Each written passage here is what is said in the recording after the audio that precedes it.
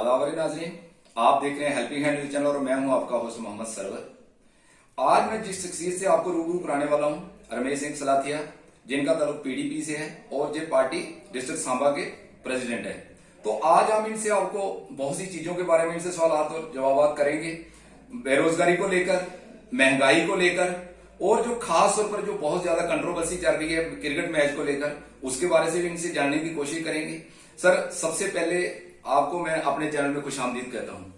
Thank you Chaudhary साहब। Sir, मैं आपकी शुरुआत, जो फर्स्ट क्वेश्चन है, मैं जहां से शुरुआत करता हूं आपकी, जो सर क्रिकेट मैच होता है इंडिया और पाकिस्तान का, तो जहां पर बहुत सी कंट्रोवर्सी जो है वो बन जाती है। सर, बहुत से लोग ऐसे हैं जो मतलब पाकिस्तान जिंदाबाद बोलते हैं, बहुत सी पार्टियां ऑर्गेनाइज करते हैं, रहते इंडिया में हैं और बातें पाकिस्तान की करते हैं। तो इसके ऊपर सर आपका क्या कहना है?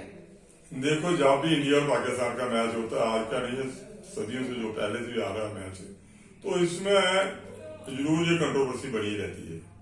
जब हिंदुस्तान जीता है तो हिंदुस्तान वाले बहुत खुश होते हैं, पटाखे वगैरह फोड़ते हैं या उसको खुशी मनाते हैं। जब पाकिस्तान जीता तो अंडरस्टूड है कि पाकिस्तान में उसकी खुशी मनाएंगे।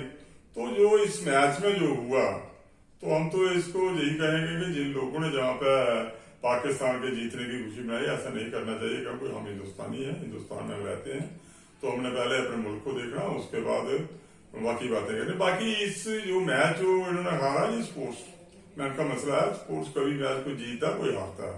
ये नहीं होता कि आज इंडिया ने बहुत सारे मैच उनसे जीते, अगर आज एक हार भी गया तो उसमें कौन सी बड़ी कोई आफत आ गई है या बहुत बड़ी खुशी वाली या गमी वाली बात आ गई है। इसको जो भी मैं देखता हूँ कि ये जो मैच हुआ है, इसको जो हमारे सियासत है, हमारे जो लीडर है ना, इसको सियासी तरफ ले जाते हैं। तो स्पोर्ट्स जो हमारा जो स्पोर्ट्समैन जो लोग होते हैं, उनको भी सियासत से दूर रहना चाहिए और इसको स्पोर्ट्स के एंगल से ही देखना चाहिए। ये नहीं देखना चाहिए कि वो जीत गया फिर उसके बाद पाकिस्तान। मैं आपको बताता हूँ कि जब हमारी यहाँ के बहुत सारे हीरोइन, वो रीना राय हुआ करती थी, वो पाकिस्तान का वो एक प्लेयर था, उसके साथ उसने शादी कर ली। तो ये अपनी अपनी एक पसंद भी होती है। कईयों के हमारे जो इंडियन प्लेयर हैं तो पाकिस्तान की पसंद है। जो कोहली है वो पाकिस्तान के लोग उसको बहुत, वहां उसके फैन बहुत ज्यादा है, तो उसकी बात करते हैं कोहली अच्छा प्लेयर है। तो बेसिकली जो अच्छा है उसको अच्छा कहना भी चाहिए। सर, अच्छे बुरे की बात तो जहां पर आती है ना, जहां डिस्ट्रिक्ट सांबा में भी माहौल खराब करने की कोशिश की है। डिस्ट्रिक्ट सांबा में भी बहुत से लोगों के द्वारा ये बोला गया है पाकिस्तान जिंदाबाद नारे लगाए गए। तो पीडीपी पार्टी इसके ऊपर क्या कहेगी? ये इतनी कानूनी हरकत जो की है इन लोगों के द्वारा अपने मुल्क के खिलाफ जो ऐसा बोला है, पीडीपी का क्या स्टैंड है? आपका क्या स्टैंड है इसके ऊपर? देखो, हमारा जो स्टैंड है कि हम तो यही कहेंगे कि हम हिंदुस्तान की हमें बात करनी चाहिए। लेकिन ये जो मसला जहाँ पे जो बन रहा है हिंदू और मुस्लिम का, जी मैं कहता हूँ चांदे के लीडरों की मेहरबानी से चल रहा है। जब किसी को आप ज्यादा तंग करोगे, किसी भी बरादरी के लोगों, किसी भी मजहब के लोगों को, फिर वो क्या करते हैं, जब अगर रेजिस्टेंट शो करनी होती है ना, उनको वो बढ़ाना चाहिए। आज उन्होंने अगर जैसा किया वो गलत किया, लेकिन मैं जहां तक समझता हूँ कि उन्होंने जो अपनी रिजेंटमेंट जो है कोई हिंदुस्तान के खिलाफ उन्होंने रिजेंटमेंट अपनी शो की है कि हम आपसे दुखी हैं, या उनके खिलाफ जो भी कोई कार्रवाई की है, या उनको। मैं आपको जो आपके माध्यम से उनको पूछना चाहता हूँ कि क्या आप जब मिनिस्टर थे, जब आपके पास पूरी ताकत थी जे स्टेट में, तो तब जम्मू नहीं था? जम्मू आज यहाँ पे आया, जम्मू क्या पाकिस्तान में था? अब आपने छीन के ले लिए जम्मू। ये जम्मू जम्मू जम्मू बोल रहे हैं अब। ये तो होगी जैसे लीडर बोलता है, करेक्टर बोलता है, चलो जम्मू चलो जम्मू चलो जम्मू। जम्मू पहले भी जम्मू था, आप कहाँ थे? उस वक्त जम्मू की बात नहीं की। जब आप पूरी पावर के साथ, जहाँ मिनिस्टर है, आप एडवाइजर है, सीएम के पोलिटिकल एडवाइजर है, जहाँ का मिनिस्टर था, उस वक्त जम्मू का क्या किया? उस वक्त जम्मू की बात करनी थी। उस वक्त मजा आता जब ये मिनिस्टर थे, जब पोलिटिकल एडवाइजर थे, जम्मू की बात अगर इनकी नहीं सुनी जा रही थी वहां पे, तो उन्हें उसी वक्त रिजाइन करना था। हम जम्मू के लिए रिजाइन करते हैं। ये कौन सी बात है? जब पार्टी में कुछ थोड़ी कमजोरी आती है तो पार्टी को छोड़ दो, बीजेपी में चला जाओ। सर, आपको लगता है कि पार्टी मतलब जम्मू की बात नहीं सुनी जा रही है? जम्मू वालों की जो कश्मीर बेस्ड पार्टी है, जैसे पीडीपी है, नेशनल कॉन्फ्रेंस है और जैसे अपनी पार्टी है, ये क्या जम्मू के लोगों की बात नहीं सुन रही है? आप भी मतलब एक जम्मू से आपका लिंक है, ताल्लुक है, तो क्या अब ये जम्मू जो श्रीनगर बेस्ड पार्टी नहीं सुन रही है जम्मू के लोगों की? आप क्या कहोगे इसमें? मैं कहता हूँ कि ऐसी कोई बात ही नहीं है कि जम्मू की बात नहीं सुनाई जा रही है। कौन कहता है जम्मू की बात नहीं सुनी है? मुफ्ती साहब जब हमारे यहाँ पे चीफ मिनिस्टर रहे, मुफ्ती साहब, उन्होंने बराबर का सारा जो भी दिया बराबर से गया। कभी जम्मू को ज्यादा मिल जाता, कभी कश्मीर को ज्यादा मिल जाता, किसी ने को उसमें तो पक्षपात किया ही नहीं है। मैडम महबूबा मुफ्ती जी रही है, उन्होंने जहां पे लोक अदालत लगाई, आज तक किसी ने लोक अदालत नहीं लगाई, उन्होंने 11-11, 12-12 बजे, 2-2 बजे तक उन्होंने लोगों की बातें सुनी और मौके पे उन्होंने फैसले किए। मैं आपको बताता हूँ कि जब सांबा में मैडम जी आई तो वहां पे हमने जितने भी काम उनको बताए उन्होंने सारे काम किए। मैंने उनको रखा कि आज डिग्री कॉलेज चाहिए साथ विजयपुर में डिग्री कॉलेज दे दिया उन्होंने। हमने कहा फायरिंग स्टेशन, जो फायर स्टेशन चाहिए तो उन्होंने एक विजयपुर में दिए, रामगढ़ में दे दिया। चांबलियाल में मसला था हमारा बाबा चांबलियाल का, वहां पे उन्होंने उसका वो शहर का जो मसला था, वहां खाना वाना जो बनाया जाता है वो भी उन्होंने दिया। आज कहना चाहता हूँ सबसे बड़े डाकू तो ये हैं जो डाकू को बना दे रहे हैं, जो डाकू को बना देता है सबसे बड़ा डाकू वो है। ये जो रविंदर रैना जो है बड़ी बड़ी बातें करते हैं। आपने पहले सुना कि जो एक देवेंद्र राणा, एक रविंदर रैना। देवेंद्र राणा जब ये ड्यूटी जहां पे बनी तो बड़ी बातें की, उसके बाद चुप ठप करके बैठ गए। आज कहा गई तेरा वो कहता था 370 की बात करते हो आप, अब कहाँ गया आपका 370, कहाँ गया आपका 35, कहाँ गई आपकी स्टेटहुड। मैं इनको पूछना चाहता हूँ कि आज आपने बीजेपी के साथ अगर हाथ मिलाया है तो लोगों को किसके सहारे छोड़ के जा रहे हो आप। जिन लोगों ने आपको 30-30, 35-35 हजार वोट दिया है वो लोग कहाँ जाएंगे। वो गुज्जर भाइयों को कहाँ छोड़ा जिन्होंने आपको 99% आपको वोट दिया, वो कहाँ जाएंगे। उनको कहा कि मैंने उनको छोड़ दिया है, अगर छोड़ दिया है तो आगे ये लोग भी उनको छोड़ के दिखाएं, तब मानूंगा इस बरादरी को मैं भी कि आपने भी उनको छोड़ा है। सर अगला क्वेश्चन मेरा आपको महंगाई से लेकर है कि गरीब जो है वो बहुत दुखी है क्योंकि महंगाई बहुत ज्यादा बढ़ चुकी है। जो गैस सिलेंडर 600-700 का होता था अब 1000 को क्रॉस कर गया है। डीजल और पेट्रोल की जो वैल्यू है, कीमतें हैं वो 100 से ऊपर जा चुकी है, 106-107 रुपए जा चुकी हैं। तो गरीब जो आदमी है उसके लिए मतलब सुबह का खाना खाता है, शाम के लिए उसको पता नहीं मिलना या नहीं मिलना है। तो ये मतलब ऐसा क्यों हो रहा है जी, इसके ऊपर आप क्या कहोगे। सर महंगाई को लेकर दुनिया बड़ी परेशान है, तो इसके ऊपर आपकी पार्टी का क्या स्टैंड है। क्योंकि आप लोगों ने भी काफी टाइम जहां पर हुकूमत की है, महबूबा मुफ्ती भी चीफ मिनिस्टर रहे हैं, तो आप इसके ऊपर क्या कहोगे महंगाई को लेकर। देखो महंगाई तो इतनी हो गई है, मैं तो आपके माध्यम से यही कहना चाहता हूँ कि महंगाई का कोई नाम नहीं ले रहा है। मुझे आप बताएं कितने लोगों ने प्रोटेस्ट किया इस महंगाई के खिलाफ, कौन से लोग ये बाहर आ रहे हैं। लोगों का जो माइंड है, उनकी जो सोच है, इन्होंने बिल्कुल इसको डाइवर्ट करके रख दिया है पाकिस्तान हिंदुस्तान। ये मुसलमान है, ये हिंदू है, ये मुसलमान को हमने खा जाना है, हिंदू को हमने बचाना है। तो इसमें लोगों को उलझा के इन्होंने रखा हुआ है। लोगों की जो ध्यान जो है महंगाई की तरफ तो लोगों का जा ही रहा है। महंगाई के लिए तो हम बोल रहे हैं कि महंगाई बहुत हो गई है यार, जहां पे बेरोजगारी बहुत हो गई हम बोल रहे हैं, कोई बेरोजगार भी सामने नहीं आता है। हाँ जी, जहाँ पे बेरोजगारी है हमें रोजगार दें आप। नहीं सर, बेरोजगार तो आए दिन सर हमें सड़कों पर मिलते हैं, आए दिन बहुत से प्रोटेस्ट हो रहे हैं, लेकिन मुझे लगता है कि कहीं तक उनको नजरअंदाज किया जा रहा है। आपकी पार्टी भी मुझे लगता नहीं कि उनके साथ खड़ी है जो बेरोजगार लोग हैं। तो आप लोगों का मतलब आप भी चीफ मिनिस्टर रही है जो अब महबूबा मुफ्ती मैडम, तो उन्होंने भी क्या किया सर इनके लिए, वो आप बताओ। देखो जो मुफ्ती साहब ने जितनी, जब मुफ्ती साहब की 2002 में गवर्नमेंट आई तो 5 तक को चली। उसके बाद जो मुफ्ती साहब ने पॉलिसी जहाँ पे बनाई थी नौकरी की, जो रहबरे तालीम थी, रहबरे खेल थी, रहबरे जहाज था, आज इन्होंने बंद करके रख दी।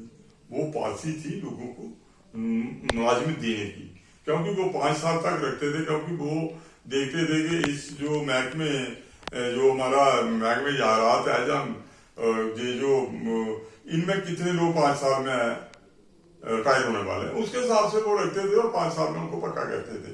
इसी तरह महकमा जो तालीम है वो रखते थे, कितने हमारे टीचर रिटायर हुए हैं 5 साल में, उसके हिसाब से उनको नौकरी देते थे, उसके बाद 5 साल के बाद उनको पक्का करते थे। बाकी हमारी जो गवर्नमेंट कितनी दे रही है, 3 साल मुफ्ती साहब रहे हैं, उसके बाद मुफ्ती साहब 1 साल उन्होंने गवर्नमेंट की, वो भी ऐसे ही चल रहे, उसके बाद दुनिया से चले गए। अगर मुफ्ती साहब अगर जिंदे होते तो शायद ही ये हमारे स्टेट के हालात ऐसे नहीं होते, हमारी स्टेट की जो बेरोजगारी है वो इतनी बढ़ती नहीं। तो आज जब महबूबा जी आई तो महबूबा जी ने कोशिश की कि किस तरीके से, लेकिन ये बीजेपी वाले हैं, तीसरे दिन जाना है उन्होंने दिल्ली, मैडम जी को दिल्ली बुला लेना, ये काम नहीं करना, उनको रोक के रखना है। मैडम जी ने फिर भी, हम जब उनसे मिले तो उनसे मिलने का हमारा एक ही मकसद था, जो लोग डेली वेजर थे, जहाँ लोग जो अनएम्प्लॉयमेंट थे, जो बच्चे हमारे, उनको रोजगार किस तरीके से देना। हमारी बहुत बार उनसे बात हुई है, वो पॉलिसियां बनाती थी, लेकिन ये जो लोग बैठे थे बीजेपी वाले, ये उसको इग्नोर करते थे, उस पॉलिसी को आगे चलने नहीं देते थे। जब इन्होंने 61,000 जो डेली वेजर था मैडम के पास उसकी एक लिस्ट गई, तो मैडम ने उनको 520 में रखा, उनके 3 कैटेगरी बना दी, 12,000, 15,000, 18,000। तो उस कैटेगरी के हिसाब से जब वो काम करने ही लगी थी तो इन्होंने 1,15,000 की वो लिस्ट एक और सुना दी। वो फिर मैडम जी ने कहा कि नहीं ये एक लिस्ट जी आई, ये कहां से आ गई। उन्होंने उसको दोबारा वेरिफिकेशन के लिए भेजा कि इसको दुरुस्त करके मुझे दोबारा दे। उन्होंने कर देना था, लेकिन उसके बीच ही वो गवर्नमेंट जो थी वो चले गई। तो जो हमने जहां पे लागू किया, हमने जो रखा था, मैडम जी ने जो बच्ची हमारी यहाँ पार्ट 1 में जाती थी तो उनको हम स्कूटी देते, आज कहाँ गई स्कूटी, इन्होंने क्यों बंद कर दी। जो हमने रखा था कि जो हमारी महिलाएं, जो हमारी बहनें हैं, उनके जो वो कोई भी प्रॉपर्टी, जब कोई भी चीज खरीदी थी प्रॉपर्टी वगैरह, तो उनके ऊपर स्टैंप पेपर जो था वो माफ थी, फीस उनको माफ थी बिल्कुल। अगर कोई 1 लाख रुपए की कोई चीज खरीदता था तो उसको 10-15 हजार का फायदा होता था। तो उससे क्या हुआ कि लेडीज जो हमारी बहनें थी वो भी खुश थी, उनके नाम भी प्रॉपर्टी खरीदने लगे, उनके हस्बैंड जहाँ उनका बाप या कोई उनका रिश्तेदार उनके भी खरीदने लगा। लेकिन आज कहाँ गई वो स्टैंप फीस, या उनकी जो माफ की थी वो कहाँ गई है। नहीं सर, आज भी बहुत से लोग कह रहे हैं कि जो कश्मीर बेस्ड पार्टी थी हमें जम्मू वालों को बहुत ज्यादा नजरअंदाज किया है, ये कहां तक सच है? नहीं, ये तो बिल्कुल सच नहीं। हम भी वहां रहे हैं, हम तो 3 साल बिल्कुल इसमें रहे हैं, पार्टी में रहे हैं, कश्मीर भी गए, हमने देखा कश्मीर में कौन सा नजरअंदाज किया। ये सिर्फ हिंदुओं को इकट्ठा करने की बात है, मुसलमान को अलग करने की बात है। अगर ये अलग करते थे, ये हिंदू जहाँ जम्मू के लोगों को नजरअंदाज करते थे, तो जो जम्मू के लीडर थे, जहां पे जो पार्टी में बड़े हुए थे, वहां पे मिनिस्ट्री का सुख बोल रहे थे, जो पीडीपी में ही थे जम्मू के लोग, वो भी तो सुख बोल रहे थे ना। मैं एक बात ऐड करना चाहता हूँ इसमें, जैसे कि नेशनल कॉन्फ्रेंस की बात है, उन्होंने सर जहां पर कम से कम हमारे डिस्ट्रिक्ट सांबा की बात की जाए तो इन्होंने कितने लीडर तैयार किए हैं, जो मतलब ऐसे जो एक आधा लीडर ही तैयार किया है। ये तो मतलब जो हाई अथॉरिटी है, फरूखुल्ला साहब जैसे उमर अब्दुल्ला साहब है, ये कुछ उन लोगों की भी मेरे को लगता है कि गलती है। उन्होंने कितने लीडर जहां पर तैयार किए थे, एनसी की तरफ से कितने लीडर तैयार किए इन्होंने आज तक। ये कहते हैं ना कि हम मतलब मुसलमानों की बहुत ज्यादा हम करते हैं, तो कितने मुसलमान इन्होंने तैयार किए थे हमारे डिस्ट्रिक्ट सांबा में? देखो, इन्होंने एक को ही तैयार किया, वो उसको इतना स्ट्रांग कर दिया, इतना मजबूत उसको बना दिया, उन्हें किसी को आगे नहीं आना दिया। डॉक्टर फारूक साहब भी जब आते थे उसके बाद आना, उसकी बात सुनी। नहीं सर, अगर फरूक चाहते तो किसी और को भी ला सकते थे ना। बिल्कुल, मतलब फरूक से ज्यादा थोड़े स्ट्रांग थे, अगर वो चाहते किसी को तो वो आगे ला सकते थे, लेकिन नहीं लाया। जहां तक नजरअंदाज भी किया गया मुझे लगता है। बिल्कुल, मैं आपको बताना चाहता हूँ कि इसको इतना इन्होंने, इस लीडर को इतना मजबूत कर दिया कि इन्होंने किसी को आगे नहीं आने दिया। जो भी आगे आना चाहता था उसके वो कहता है मैंने कैंचा रखा हुआ है, टक टक करके उसके पार काटने, तो वो उसके पार काट के उसको पीछे कर दिया। कौन चाहता है कि आज मैं इसके आगे चलूं, तो ये जाके डॉक्टर फारूक को बोलेगा नहीं ये करता है, वो करता है, उसको वो धक्के मार के निकालेगा। हर बंदे को अपनी इज्जत तो प्यारी है ना। जहां सांबा में अब देखो आप कितने लोग उभर के बाहर आए हैं। अब जो नेशनल कॉन्फ्रेंस के चला गए तो अब बहुत सारे लोग आए हैं सामने, तो वो पार्टी को चला, पार्टी नहीं खत्म होगी। कोई कहेंगे कि नेशनल कॉन्फ्रेंस खत्म होगी, पीडीपी के जितने लीडर थे सारे चले गए, लेकिन पीडीपी का जो वोटर है, पीडीपी का जो सपोर्टर है, वो अपनी जगह बैठा हुआ है। ये नहीं है कि कोई मिनिस्टर चला गया है अपने सुख के लिए या अपने आनंद के लिए, वोटर है जो पीडीपी का सपोर्टर है, ऐसे ही वो अभी भी अपनी उसी जीबी सभा बैठा हुआ है। आज आपने देखा कि मैडम जी ने आपकी चुनाव रैली में जो वहां पे जलसे वगैरह प्रोग्राम किए, कितनी दुनिया वहां पे आ रही। आपने पूंछ से जोरी में देखा, मैडम ने वहां पे 5-6 दिन वहां पे लोगों में गई हो, तो लोगों ने कितना उनको प्यार मान सम्मान उनको दिया, लोगों ने कितना उनको इज्जत मान सम्मान। वो तो सब अमित शाह जम्मू आते हैं तो वो भी लाखों की तादाद में लोग तो सर इकट्ठे तो हो रहे हैं। देखो, एक इकट्ठे करना एक सेंट्रल प्लेस पे है, आप जम्मू में इकट्ठे करते हो सारे सूबे के लोग वहां पे। एक इंडिविजुअल एक गांव में जाना, आपके बड़ोड़ी में जाना, विजयपुर में आना, सिंगल एक गांव में, जहां 2-4 पंचायतों में जाना, वो एक अलग चीज है। जो पूरे जब जम्मू की बात होगी तो जितनी 10 डिस्ट्रिक्ट है, 10 डिस्ट्रिक्ट से लोग वहां पे आएंगे, तो नेचुरली वहां पे तो लोग ज्यादा होंगे। लेकिन मैडम जी ने ये नहीं कहा है कि नहीं जी सारे रजौरी के लोग रजौरी में इकट्ठे हो, पूंछ के पूंछ में हो।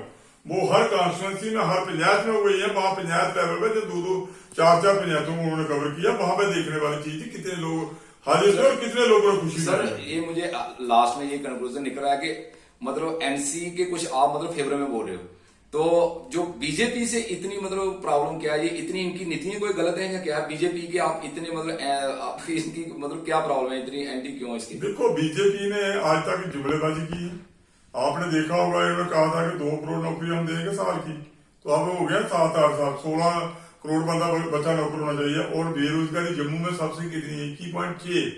कितना बच्चा बेरोजगार, सारी स्टेटों सबसे ज्यादा तो बच्चा हमारा बेरोजगार किया है ड्यूटी की वजह से। और इन्होंने लोग प्रमोशन लेते हैं ना, जब कोई सिपाही है वो कोशिश करता है मैं नायक बनूं, हवलदार बनूं, कप्तान का कप्तान बनूं, कप्तान का करनैल बनूं। इन्होंने करनैल से हमें बना दिए सिपाही। क्या हम बर्दाश्त करेंगे इसको? मैं आपको बताता हूँ, जो लोग सेक्युलर लोग हैं ना, वो कभी भी इसको बर्दाश्त नहीं करेंगे। नहीं सर, मेरी बात सुनिए, फिर बात वहीं आ जाती है।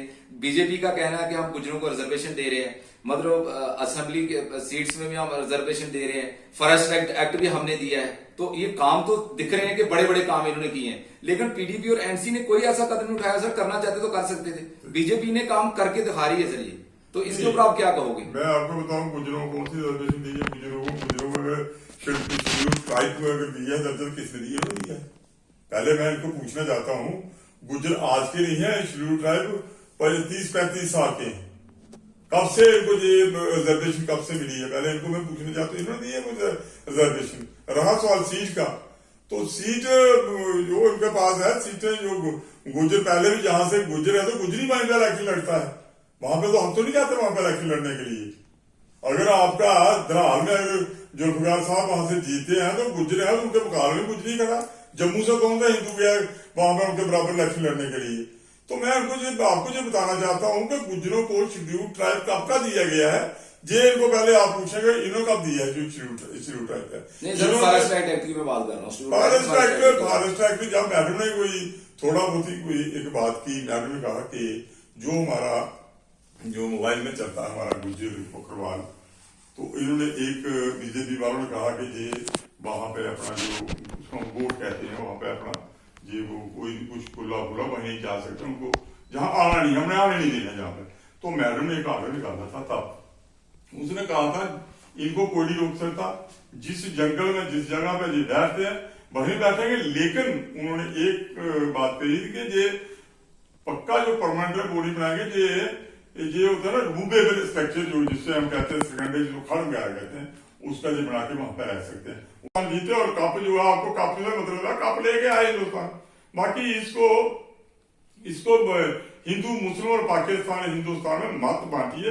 मैं नौजवान साथियों से यही रिक्वेस्ट करूंगा, आपका काम है मेरे दोस्तों, मेरे बच्चों, पढ़ाई करना, पढ़ो, और कोई डॉक्टर है डॉक्टर बनो, अच्छी डॉक्टरी करो, हम जैसे बुजुर्ग लोगों की भी सेवा करो, अपने परिवार की भी सेवा करो, लेकिन इस चक्कर में मत पड़ो, इससे आपका जो कैरियर है वो स्पाइल होगा, उससे बचने की कोशिश करनी चाहिए। बाकी मैं ज्यादा ना कुछ कहता हुआ मैं आपके जो चैनल का भी मैं धन्यवादी हूँ। आप आए, आपने मेरी बात जो मेरे दिल की बात थी मैंने आपको सुनाई, ये लोग भी सुने, और जो लोग गलत हैं उनको गलत कहने की एक आदत डालें, सच बोलने की आदत डालें। ये मैं आप सबको ये कहना चाहता हूँ। जय। Thank you sir. ये थे हमारे साथ रमेश सिंह सलाथिया जी। इन्होंने हर बात का जो सवाल का जवाब बड़े अच्छे तरीके से दिया कि मैच को मैच के नजरिए से देखो, और जो आपसी भाईचारा है उसको कभी खराब मत होने दो, उसको हमेशा कायम रखो। मैच हार जीत बनी होती है, किसी ने एक ने तो हारना ही है। तो आज तक के लिए इतना ही। थैंक यू, शुक्रिया।